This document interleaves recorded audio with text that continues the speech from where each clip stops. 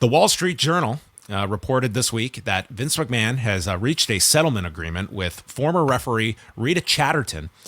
This was just reported on Thursday.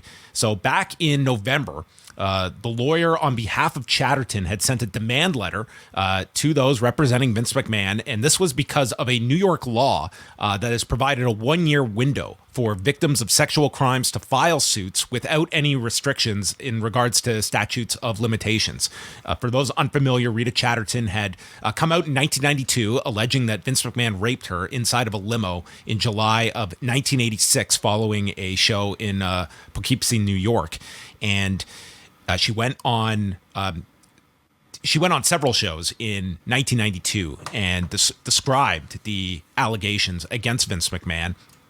And then there was a lawsuit actually filed by both Vince and Linda McMahon against Chatterton, against numerous people, including Dr. D. David Schultz, and alleging that they had conspired to make up this rape claim.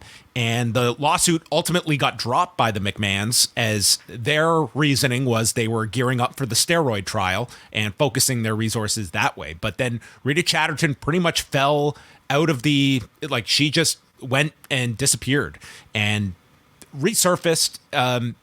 Really, it was over this last year that you saw her focused upon. Like, her name was always around in wrestling circles, and the story was known, but it certainly picked up steam in light of the Vince McMahon allegations and tying this back to a story that had come out in the early 90s. So she was seeking $11.75 million in damages, and the Wall Street Journal reported that they settled for a lower unknown figure. And Jerry McDevitt, who, it's interesting here that in the correspondence with the WWE and what was going on, Jerry McDevitt was not representing Vince McMahon. He had a separate legal team, but Jerry McDevitt was speaking on behalf of Vince McMahon here, and obviously was the one that put together the settlement agreement, gave the quote to the Wall Street Journal that Mr. McMahon denies and always has denied raping Ms. Chatterton, and he settled the case solely to avoid the cost of litigation. So this is very interesting because it brings up the question of when that interview was conducted with Bill Simmons and Nick Khan, when this exact issue was brought up, and Nick Khan calling it an encumbrance for the company.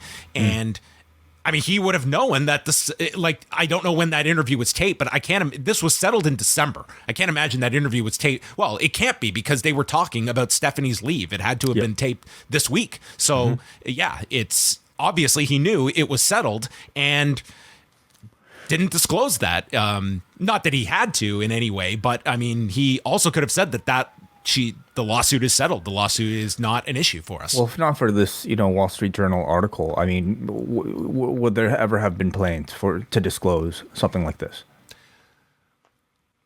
I think at some point I feel like, again, this is Vince settling. But again, this is something that, to my understanding of all the allegations and NDAs that came out, this is something that cannot be hidden. This is something that would be beneficial to the company. Right.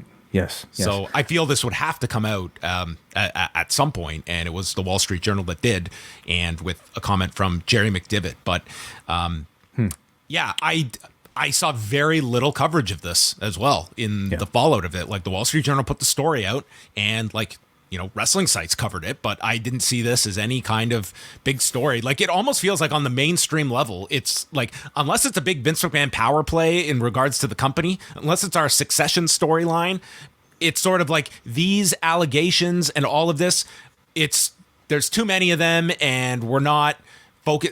Go back to when the first series of stories came out and CNN is doing stories and you're getting mainstream outlets. And I just, and I wasn't perusing every single outlet, but I just saw very, very little regarding this of what is a, 31-year-old story when it comes to the first time Rita Chatterton came public about this.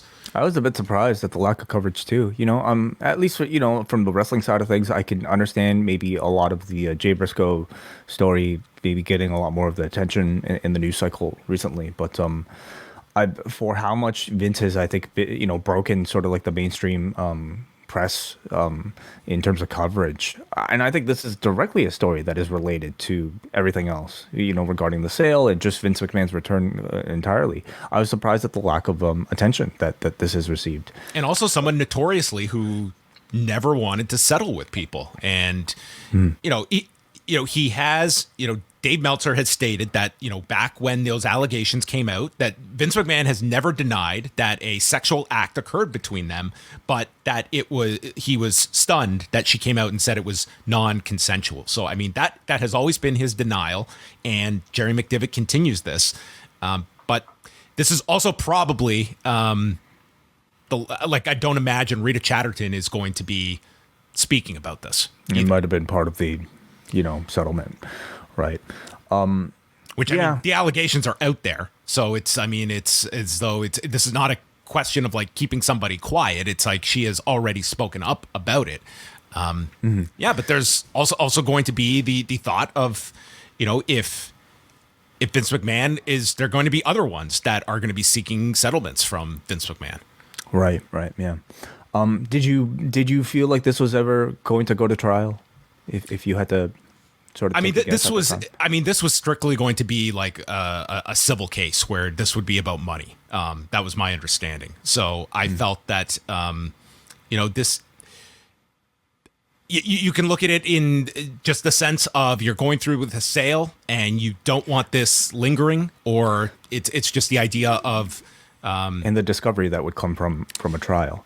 There's always like the potential of, not wanting to delve into things. I mean, when a settlement like this occurs, it is going to leave the public to speculate, and whether that's fair or not fair. That's going to be the end result here. But you have, one side of representing Chatterton, who had stated she passed a polygraph test, and that there were two sources the Wall Street Journal confirmed contemporaneously were informed by Rita Chatterton. I would assume at least one of them was Mario Mancini, who was part of the New York Magazine article last summer, who stated that he was told at the time about the actions of Vince McMahon. He never used the word rape, but what he described is pretty consistent with the definition.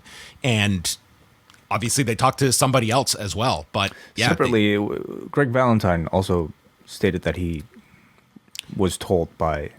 That's right. Yeah, and he had that just horrendous comment as well that I'm not going to repeat. Yeah, you're right. So Greg Valentine was in there as well mentioned. Yeah, because of the way it was settled, like we're never going to get the proper sort of a court system to investigate it. So just maybe as an outside looker, a little disappointed that we aren't going to necessarily comment on something that I could deem to be factual, or factually proven. But of course, this is everybody's going to have their opinion about reasons for settling, and they will differ.